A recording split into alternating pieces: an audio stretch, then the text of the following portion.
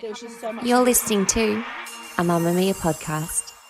Mamamia acknowledges the traditional owners of the land we have recorded this podcast on, the Gadigal people of the Eora Nation.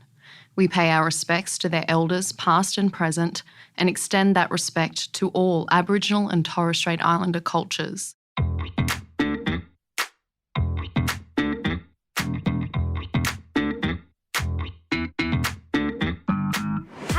Welcome to Cancelled, a podcast that attempts to interrogate cancel culture and pile-on culture by showing that in most instances it's quite ridiculous.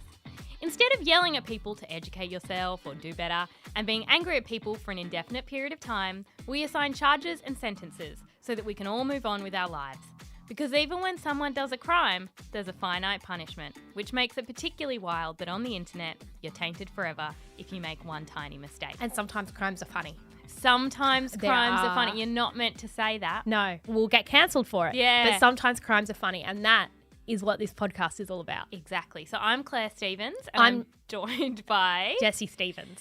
And just before we get into today's show, I have a bone to pick with you, and I did save it for the podcast studio.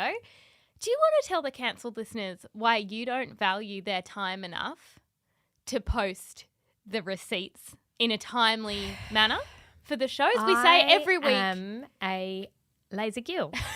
And lazy girls have a place on this podcast. Mariah, Brooklyn Beckham, etc.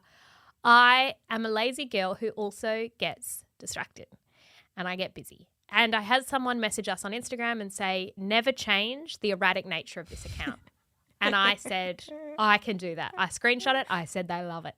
The people love it. No, they don't. The people love that they don't know when the receipts are going to come. That was one person, and other people are like, hey, I've got a full-time job. I'm a doctor, and I need to see Charles's watercolours. And they come eventually. They come. It's very stressful, the gap between the episode and the receipts, but we have to promise we've got a 100% hit rate of eventually getting them up. Exactly. There's one I forgot to do. There is actually one episode that Jessie forgot to do. Listener test to try and work out which one. But Jessie, on today's show, we're talking about Hugh Grant. And the winner is Hugh Grant. They said you got this part of an ex-famous, failing, narcissistic, vain actor, and we thought of you. What is your favourite Hugh Grant film? Well, no, I do avoid them all. Hugh John Mungo Grant. Should we pause on that? Mungo. It's the traditional Scottish name. So it's Scottish, but do you know, does it have any special meaning? Poor quality wool. What? Yeah. It's an important name to put. His family looked at this little baby that came out of the womb and said, you, sir, are poor quality wool. Yeah, we got to put that in your name. And I just know he came out with his floppy hair. He did. His floppy long hair across his face. And he would have gone, a bugger, yeah, when he was born. Yeah. Oh, bollocks. Yeah. That's what he would have done. Shut up, Mungo. He's a 62-year-old award-winning English actor, known for his roles in 4 Weddings and a Funeral. So, John, how's that gorgeous girlfriend of yours? She's no longer my girlfriend. Ah, dear. Still, I wouldn't get too gloomy about it. Rumour has it she never stopped bonking old Toby Delisle just in case you didn't work out. She is now my wife. Do you know how much he got paid in 4 Weddings and a Funeral? $30,000. Yeah. Not enough. $30,000 for that film. And Andy McDowell, I never know how to say her name. She decided to do a percentage of the profits. She made $2 million. Okay, apparently Hugh also got a 1% or something. No, he didn't. That's why he only got the $30,000. Maybe he was joking when he said that. Yeah. Yeah, he got very little from that film, and it made so much more than anyone expected. Yeah, which $30,000, lot for me. Oh, lot God, for me. Life-changing. Life-changing. For Hugh in 4 Weddings, chuck another 2. I was going to say 2 zeros on the end, but still that's only $300. No. I think that's $3 million. He should have at least had $3 million. Yeah, I think so. We're good at negotiating people's salaries. So he's known for his roles in Notting Hill, Bridget Jones's Diary, About a Boy, Love Actually. Oh, he's great in About a Boy. I think that's his true self. Okay, I'm into that. He's known for his Britishness and being sarcastic and having very distinctive physical mannerisms. He went to Oxford and has an honours degree in English literature and was going to pursue a PhD in art history. Can you imagine if he had gone on to become a professor? So hard. There would have been some real scandals in that university. So hard. An Oxford professor. Because it's like he's hot, but he's also a naughty boy. Yeah, So which we'll get to. Yeah. And also he went on like the British version of Jeopardy. He did quite well. Did he? Clever. Yeah, he's quite clever. Very interesting. Because he said that he did like, you know those quiz shows that they send students on? They sent him on one, and apparently he was so bad that when the quizmaster would turn to Hugh and go, Hugh, he would laugh. He'd go, Hugh? And he'd be like, I don't know the answer. So he wasn't quite good at that stage, but I can see he maybe got cleverer. Yeah, well, he started off writing comedy sketches for TV shows, and he was in a sketch comedy group before landing some minor roles and eventually leading roles in films alongside Anthony Hopkins and Liam Neeson. He is one of those people who has this narrative that he kept wanting to quit and then just took like that one more audition or looked at that one other script. So and I then listened bam. to his 1995 interview on Desert Island Discs. Okay. And all he is saying is, I want to be a writer. I just want to be a writer. Like, he hates acting. He says, when I finish a day of writing, I feel more like a man. Like, I feel as though it's more intellectually rigorous than a day of acting. So why doesn't he write? Acting ended up, after the 30K debacle, ended up paying well. Okay. Really, really well. I think he's got enough money though. Anyway. Yeah, true. He says he was on the brink of quitting when he read the script for the 1994 film 4 Weddings and a Funeral. And he said, if you read as many bad scripts as I did, you'd know how grateful you are when you come across one where the guy actually is funny. And that was Richard Curtis, who also wrote Love Actually. So 4 Weddings became the highest grossing British film to date. He has talked about being typecast as Charles from that movie, like the kind of goofy, awkward, I'm hot. Yes. But what? I don't know it, that kind of vibe. But actually, Charles is based on Richard Curtis and not Hugh Grant. He's like, that is not me. Jesse, Grant has had a controversial career, despite that excellent dancing scene in Love Actually. My structure for today is as follows. His feuds with all his female co-stars. The time he ruined a movie. Cheating on Elizabeth Hurley. Yeah, I needed to get with to a that sex one. worker. Yeah, remember that. Being a terrible interview guest and generally having a bad reputation. And finally, the problem with Notting Hill, which you will be bringing. You got a lot of feelings about Notting Hill. I do. Jesse, feuds with female co-stars. The man has starred opposite some of the biggest names in Hollywood and has great on-screen chemistry. That's never been in question. I'm talking Julia Roberts, Julianne Moore, Drew Barrymore, Emma Thompson, and so on. But off-screen, it wasn't a vibe. In 2020, Hugh Grant told a radio show that Renee Zellweger was one of the few actresses he hadn't fallen out with. When was he alongside Renee? Was he in Bridget Jones? No. Yeah, he was in Bridget Jones. Yeah, Okay. yeah. I didn't know this, but after starring in Notting Hill in 1999, Hugh Grant had a falling out with Julia Roberts. Why? Because he kept making jokes about her big mouth in the media, and it was clearly a sore point for her. In 2004, on Oprah, which the Council Courtroom always comes back to Oprah. loves these cross-references, Grant said Roberts was very big-mouthed. Literally, physically, she has a very big mouth. When I was kissing her, I was aware of a faint echo. That's funny. Oprah, That's funny. Well, Oprah, who was good friends with Julia Roberts, responded, she's one of the nicest people I've ever met. Well, that's irrelevant. And Hugh said, I wouldn't go that far. Okay, we didn't have to say that, Hughie. That's because when he talked about her mouth, she was rude. Yeah, she wasn't listening. No. My question is, explain why she's not the nicest person in the world. It's like classic Leonardo DiCaprio. It's like she didn't laugh and participate and engage in my big mouth content. Yeah. And so therefore I don't think that she's the nicest person alive. I don't agree. The nicest person alive would pander to me. Yeah. Look, I love Julia Roberts. I think she's fantastic. She is, and this is a crime that we have sentenced people to in the past. She's American. And the thing about Americans is they can tend to take themselves quite seriously. And so when we say you've got a big mouth, they might say, hey, that's rude. Well, it's a fact. They're not into the self-deprecating humour. No. Hugh Grant is. Yeah.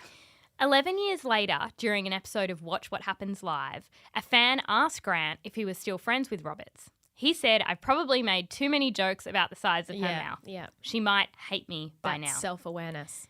To that I say, stop it. stop it. She doesn't like you joking about the size of her mouth. Maybe we just don't say anything. That's a good point.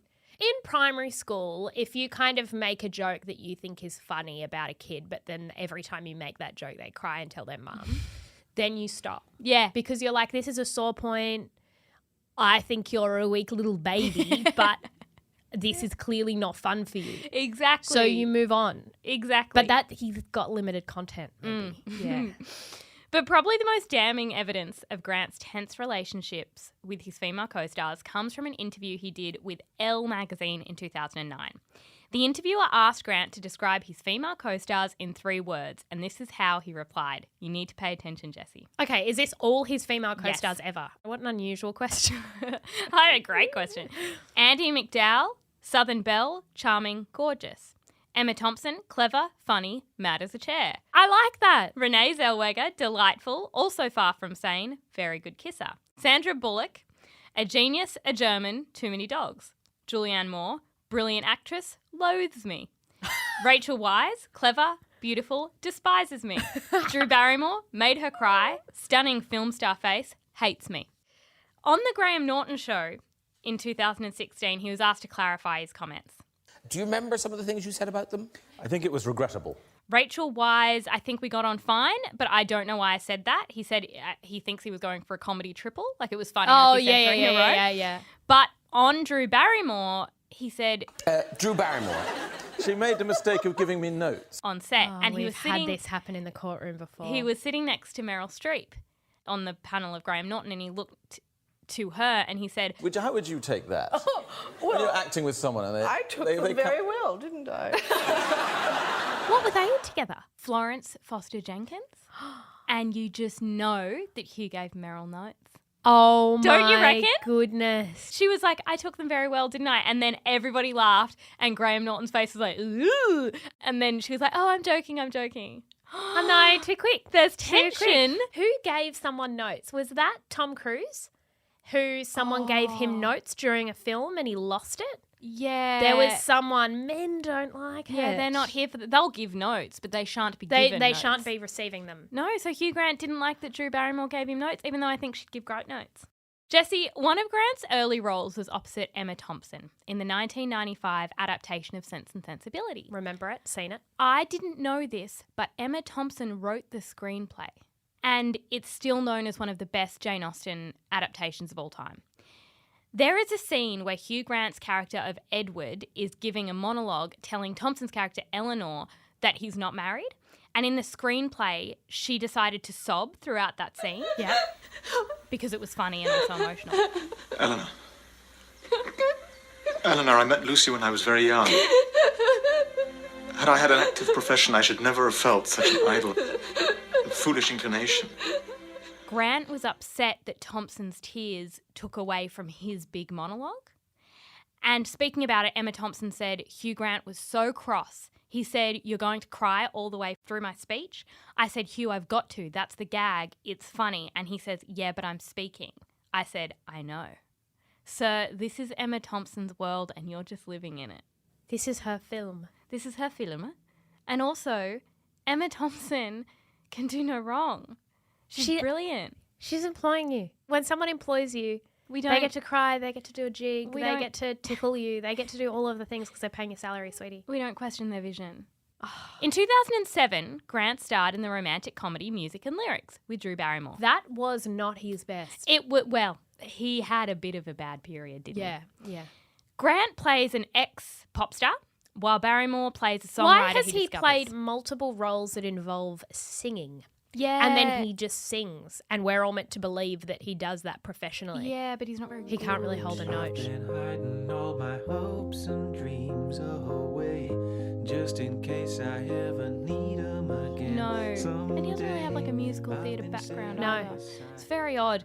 But the two fall for each other. It's a terrible film. Yeah. Drew was probably giving him notes being like, learn to sing. Yeah, it's not good for You're the off movie. key, yeah. So Grant has said, Drew, I think, did hate me a bit, but I admired her. We just were very different human beings. She was very LA and I was a grumpy old Londoner. Mm-mm.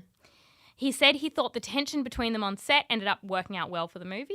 hard disagree. No chemistry. But that's okay. No, it was one of those things that you're like, these two people would not spend any time together. No. They appear to hate each other. Yeah.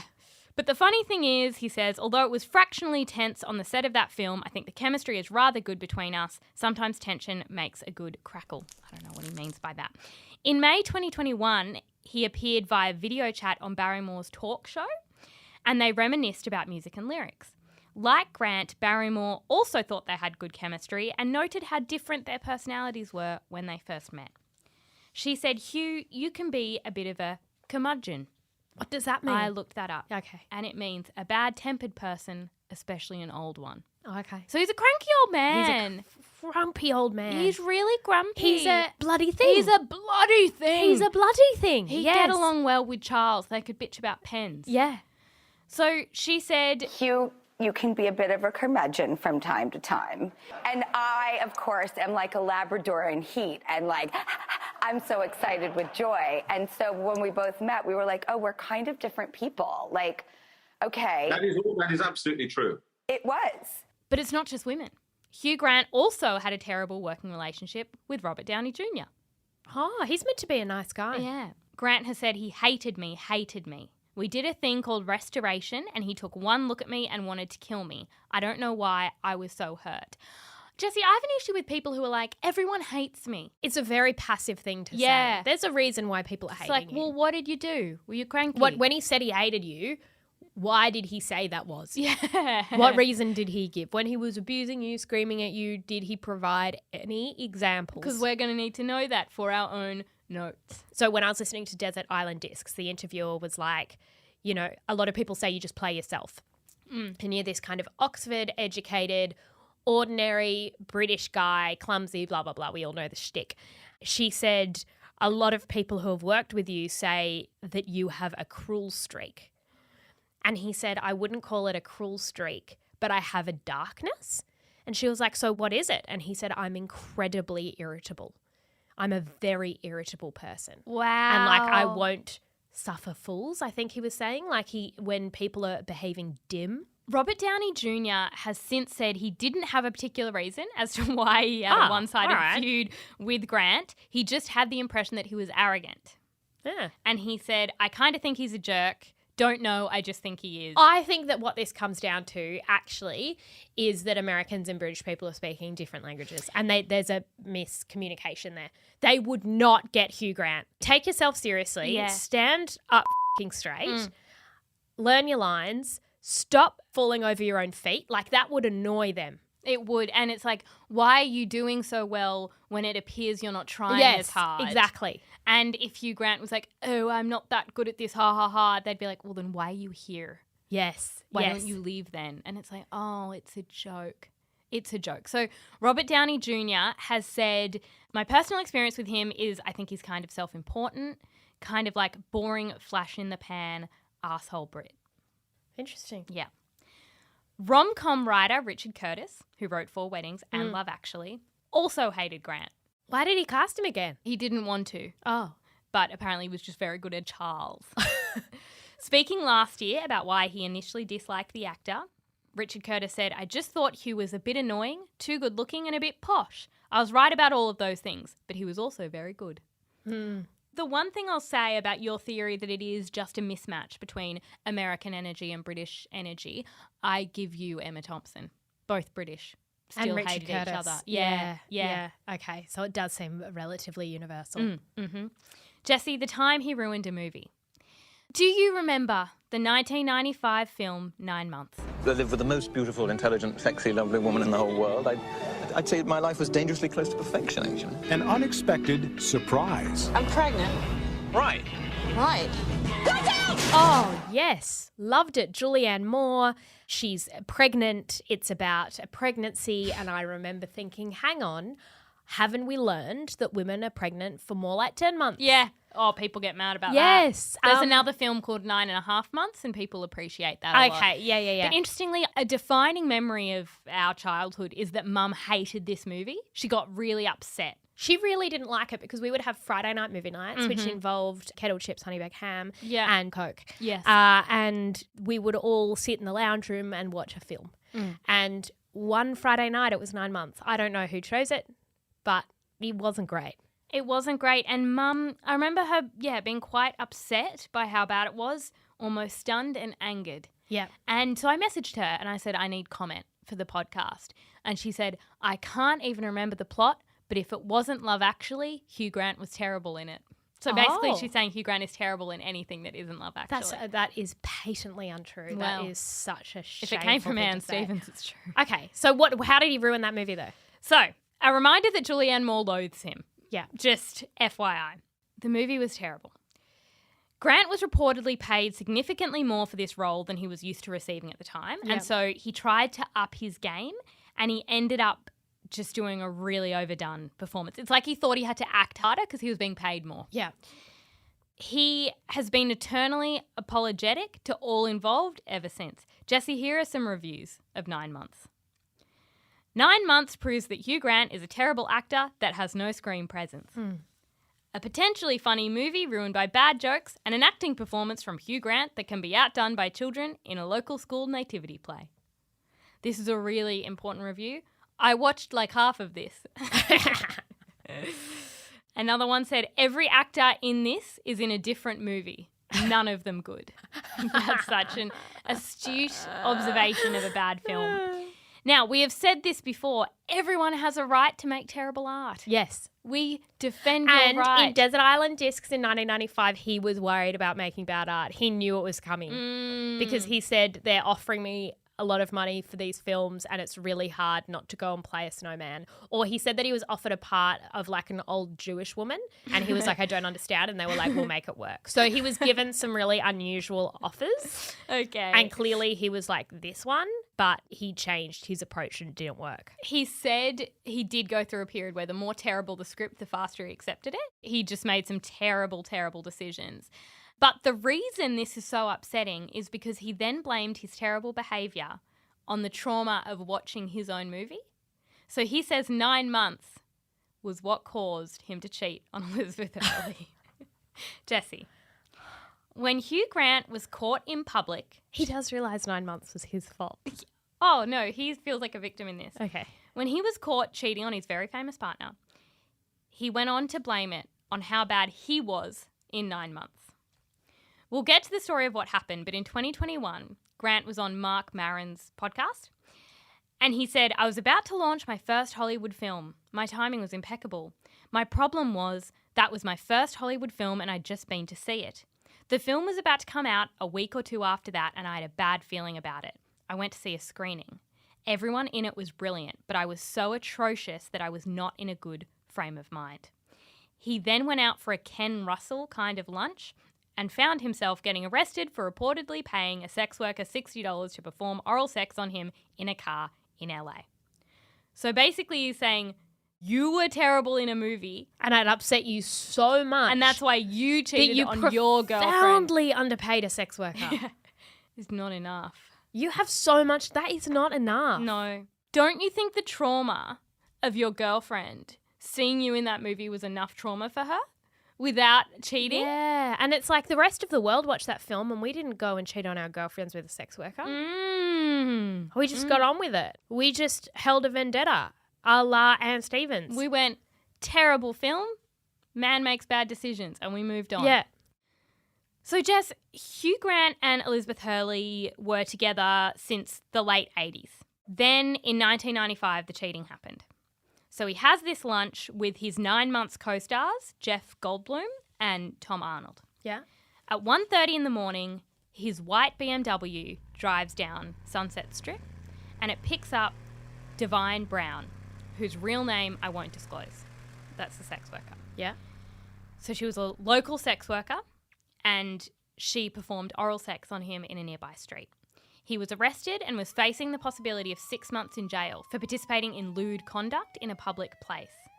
Jesse, I'm sure you remember the mugshot. I remember the mugshot. What do you think he's saying? Celeb mugshots are my favourite thing. You know what he's saying?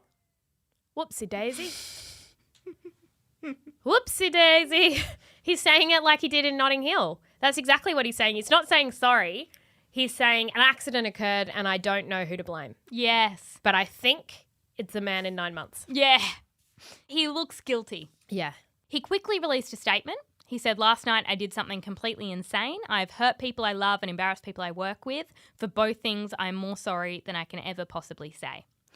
News of the World got to Divine Brown and paid her a reported $100,000 for her story. She gave a full account of what happened and said Grant had told her, I always wanted to sleep with a black woman. That's my fantasy. That feels really icky. Yeah. Really icky. No wonder he hates News of the World so much. Well, I know. Because what I find interesting about his vendetta with Murdoch publications, which I think he's been a great ambassador and advocate for change in privacy, all of that. But I do find it funny that he's like, let celebrities have their privacy. I'm going to have sex in public with this lady. Yeah. And then I am going to get mad when you report on it. Yeah. Mate, that was like, we'll get to bad cheating in a second. He was ultimately ordered to pay a fine of $1,000 and go on an AIDS education program, which is very 90s. Yeah. It's like, you're kissing people. You need AIDS education. Okay. You're super spreader numero uno. But what's really interesting is how his image was completely rehabilitated. Grant went on The Tonight Show with host Jay Leno literally a month after he was caught, which is wild to me. I don't think that would happen now. But basically, he stuttered and fidgeted and asked for forgiveness, saying, I've done an abominable thing, and Liz Hurley's been amazing about it. And contrary to what I read in the paper today, she's been very supportive and we're trying to work it out. He was weirdly able to joke about it, about the theories that he was tired or fell down the stairs as a child, but said to hide behind any excuses would be bollocks. Yeah. And he's like, we all know the difference between a good thing and a bad thing, and I did a bad thing. That was received really well. I remember at the time it was a bit like that lovable guy made a mistake. What are we going to do? Are we going to hold him to account? No. We want him to make more Notting Hills. Yeah. We must forgive him. But it was like we forgot about 9 months, but that's okay. Yeah. Maybe we hadn't seen it yet. If anything, it detracted from how bad it was. Yeah. Because everyone was like, that because it movie's was boring. also very easy to kind of cordon it off as a bad moment. Like 9 months, sex worker incident. We've all had a bad period. Yeah, we've all had a flop era. Yeah. Like he was just, that was his flop era. Yeah. It's fine. Yeah. It was very odd how quickly people forgave him. So during the press tour for 9 months, which forced him to face the whole scandal head on, he even commented on how easy it was to use English charm to sell yourself in the US. Yeah. And he's like, you've only got to say bloody hell to have them thinking how delightful you are. And I'm like, that's the strategy you've been using to make this sex worker thing fine. He who has not cheated on Liz Hurley with a sex worker and has not made a bad film about a pregnancy can cast the first stone. Yeah, okay? great. He did 2 things, very short succession, very, very bad. Yeah.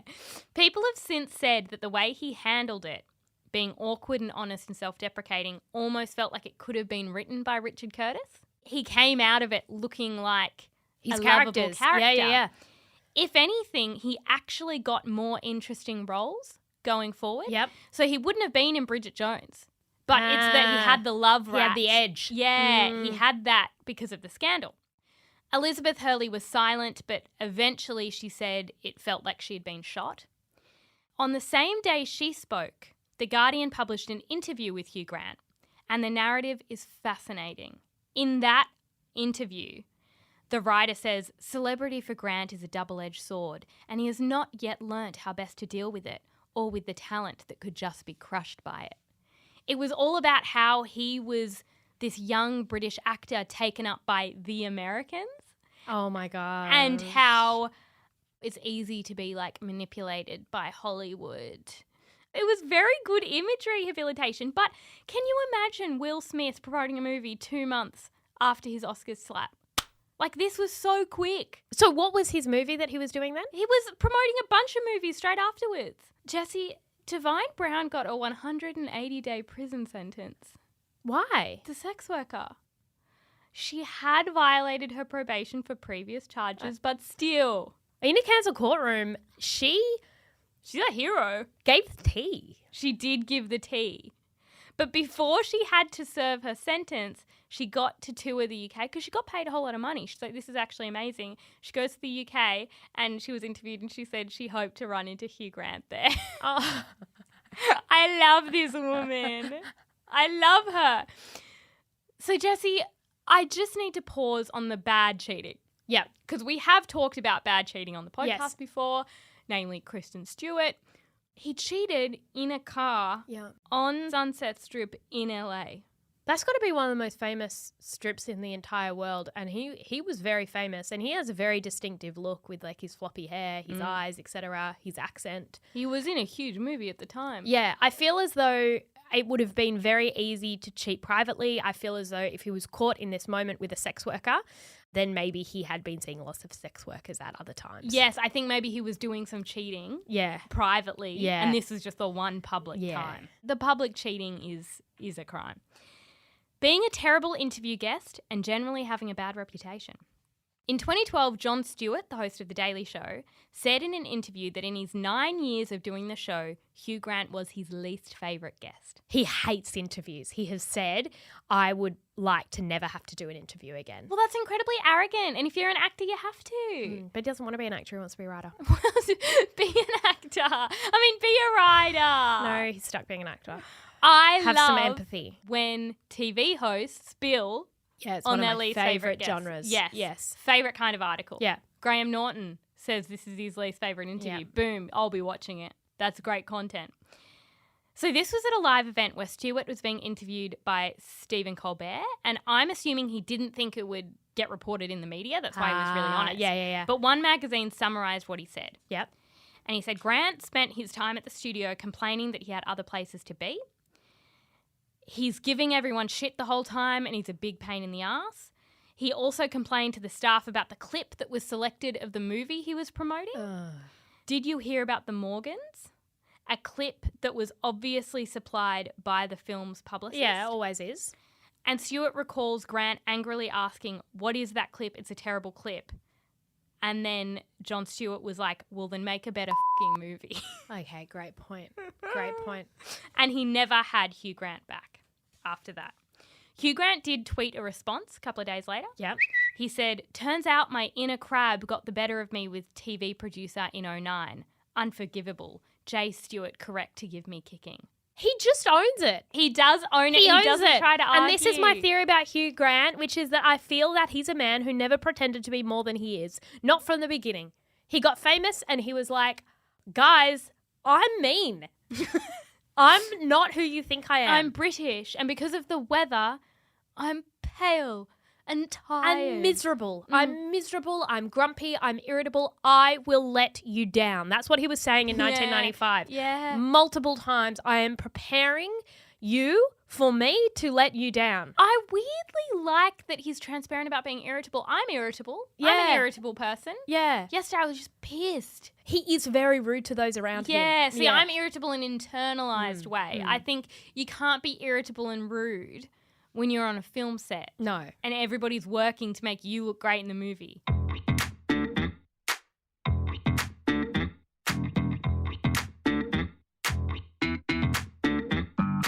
Jessie, the problem with Notting Hill. A very ordinary boy bumps into a girl and takes her home. The bathroom's on the top floor. But she is no ordinary girl. She is Anna Scott, the most famous film star in the world. Okay, the problem with Notting Hill. I rewatched this recently and I lost my shit because I remembered really enjoying it. And then I rewatched it through my 2022 eyes and went, this film is a piece of shit. Let me explain why. Okay. There's Anna Scott, played by Julia Roberts. Big mouth. She does have a big mouth. Hugh Grant plays Will Thatcher or some shit. Basically, the premise is that he is in his bookshop and she comes in. Someone spills coffee. Yeah. He spills coffee, blah, blah, blah. Of course he does. Anyway, and then she's like, come and meet me at this hotel where people are interviewing me for my new movie about space. Yes. And he shows up. Shit date. Shit date to invite someone to interview you for your work. And he's like, I'm from Horse and Hound. I'm from Horse and Hound. The film's great. And I just was wondering whether you ever thought of having more horses in it. Well, we would have liked to, but it was difficult, obviously being set in space. Why at that point can't you tell your people, your PR team? Yeah. Actually, I know this guy. He doesn't have to ask me questions about my film in space.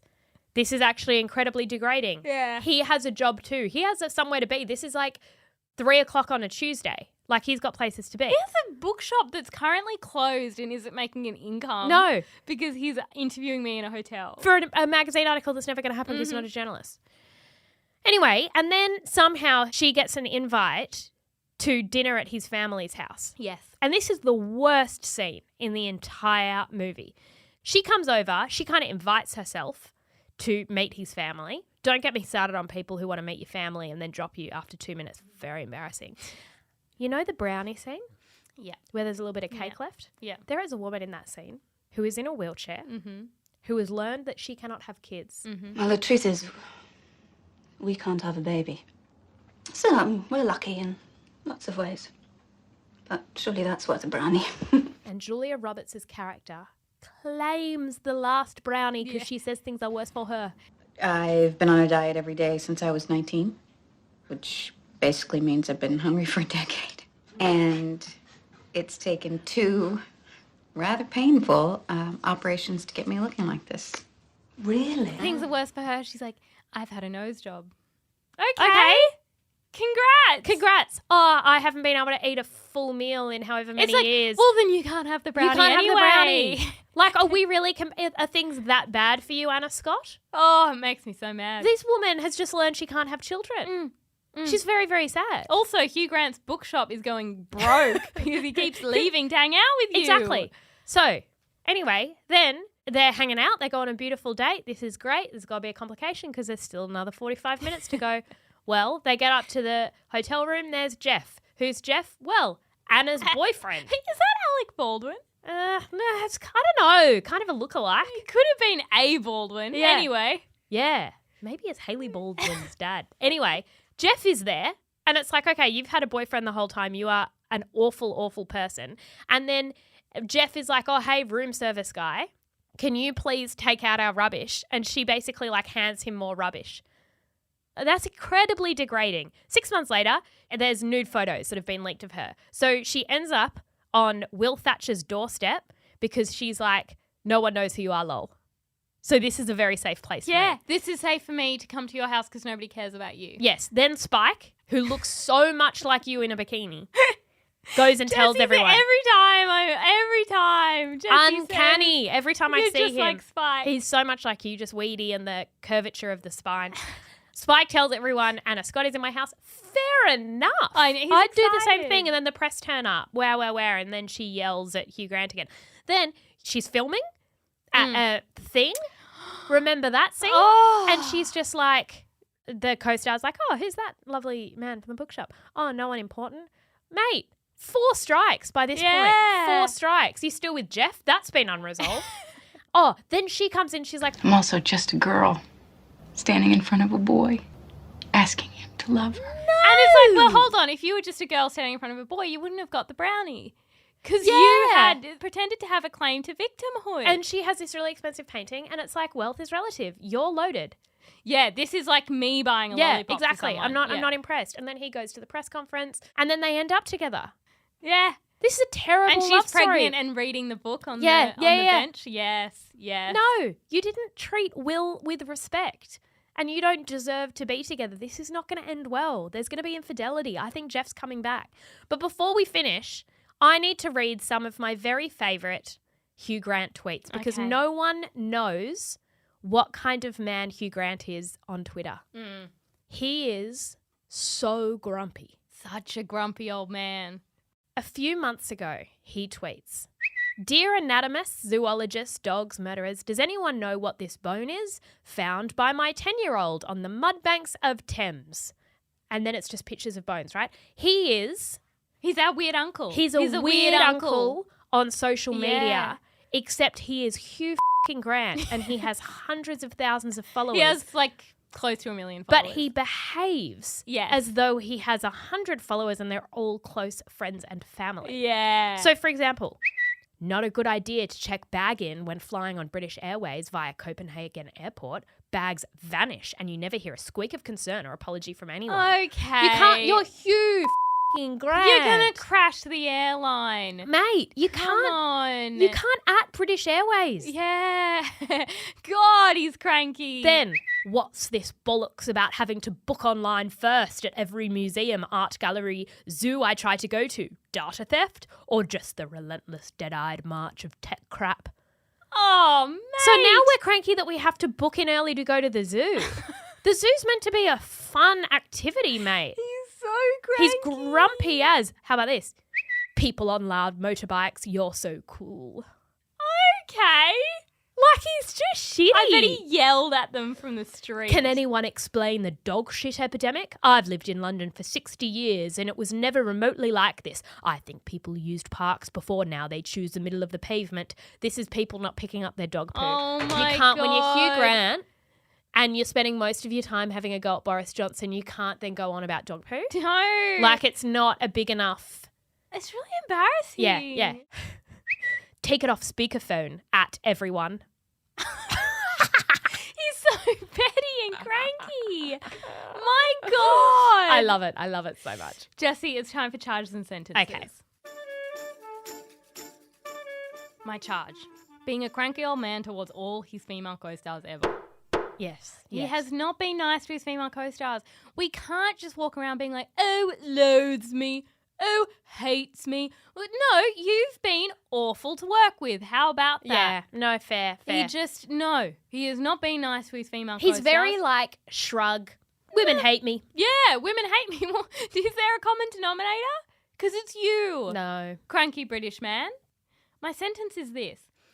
Jesse, do you remember the excellent film Ghosts of Girlfriends Past? Yeah. Okay. Matthew McConaughey. Instead of Ghosts of Girlfriends Past, Hugh Grant needs to star in a film called Ghosts of Co-Stars Past.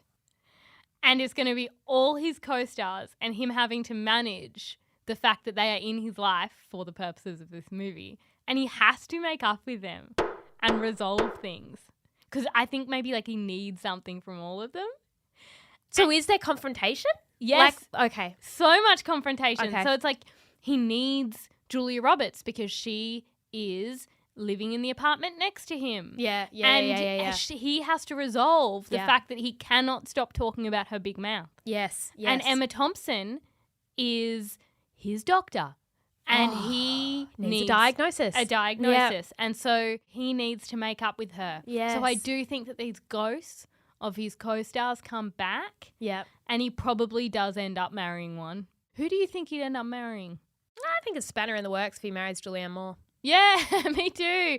His biggest enemy. Yeah. My charge is that he is irritable, grumpy, and bloody thing. Yeah. He's very, very bloody thing. Bloody thing. And he's been bloody thing ever since his youth, which is surprising because Yeah. often it is something that gets worse in our kind of older age. But he's always been grumpy. Wonder if going to those fancy schools in I know, Britain makes you a make bit- it like there's a course. It's like, yes, you're going to do philosophy and history and here's bloody thing. Yeah. And Here are it's things like, to be irritated hey, about. And it's like when the pen doesn't work. Bloody thing. The government. Bloody thing. Yeah. My sentence is that a pet hate of mine that I think is one of the worst characteristics of a human being is to talk constantly about what you could have been without trying to do or be that thing. Okay, yes, because it's incredibly easy to be like, I could have been a professional soccer player. Significantly harder to be a professional soccer player. It's a cop-out. And that's what he has done with writing. I've never seen his writing. I'm a downtrodden wannabe writer. Hey, Hugh, what was the last thing you wrote? I don't even think he writes book. Like, write your autobiography or something. And, well, you know what he writes? He writes tweets. Yes. And they're not particularly good. No, they're and not. it's like, poor me, I have limitless financial resources and freedom. I have all the time in the world. And I've just got to do another film where, I'm going to upset a woman. I think he should write a film about irritability. Okay. Okay. Where it's him walking through the world and all the things that irritate him, right? So it's the dog poo. He hates Boris Johnson. He hates Nigel Farage. politicians. Just him being shitty about everything in the world. No one will watch it. But I need to watch him write and produce a film and it fail. That's what I need, rather than him thinking he is William Shakespeare, who just never got the opportunity. Thank you so much for joining us for this episode of Cancelled. For all the evidence we've mentioned, we'll probably upload it in, I'd say, a week, maybe 6 days. Head over to the twins_thoughts on Instagram. There's a lot of suspense about when the stories will come up. You never know. You never know. So that's why it's fun. And if you love what we do here at Cancelled, please leave us a review. The executive producer of Cancelled is Talissa Bazaz, with audio editing by Leah Porges, and we'll be back next week. Bye. Bye. Mamamia's purpose is to make the world a better place for women and girls. We do that by creating podcasts, stories, videos, and events that share unique women's voices you won't hear anywhere else. Subscribe here to help Mamamia to continue living out our purpose.